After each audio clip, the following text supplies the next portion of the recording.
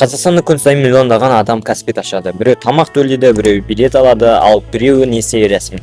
Бірақ бір сұрақ бар. Каспи қалай қарапайым банктен миллиардтаған долларлық IT экожүйеге айнала алды?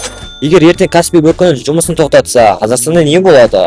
Каспидің тарихы 2002 жылы Михаил Ломтадземен және Киммен бірлесе отырып басталған болатын. Басында ол Каспи банк болды. Неге жай ғана Каспи банк емес? Ол магазин, төлем және трабл және мемлекеттік қызмет бәрі бір жерде. Суперап деген не? Дәл осылардың барлығы болатын болса, ол суперап негізінде сипатталады. Неге адамдар Каспиді таңдайды? Олар уақыт үнемдейді, бәрі бір қосымшада, интерфейсі қарапайым және барлығы бір жерде орналасқан. Бірақ ең қызығы бұл емес. Каспидің шын құпиясы мүлде басқа жерде. Каспи қалай ақша табады? Marketplace, комиссия, QR, кредит, Каспи Pay. Осылардың барлығы Каспиде бар.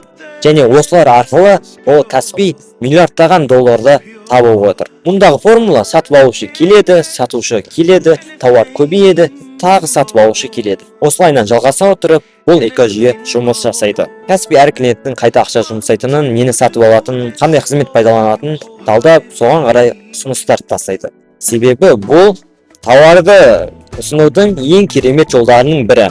Неге бәсекелестер Каспиді жеңе алмайды? Себебі Каспи тек банк емес. Каспи Marketplace, Fintech, Payments, Суперап және бренд және сенім. Себебі қазір адамдар тек Каспиді қолданады.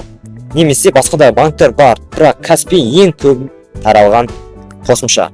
Каспи ақша сатпайды, олар адамның уақытын сатып алады.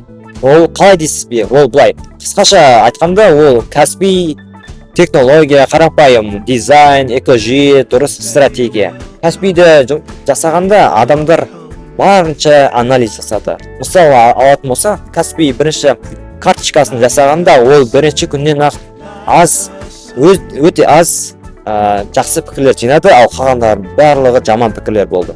Бұл Михаилдың өзінің принциптеріне байланысты ол ұзаққа бармайтын шешті. Бірақ ол Каспидің негізгі тұрақты көзі еді.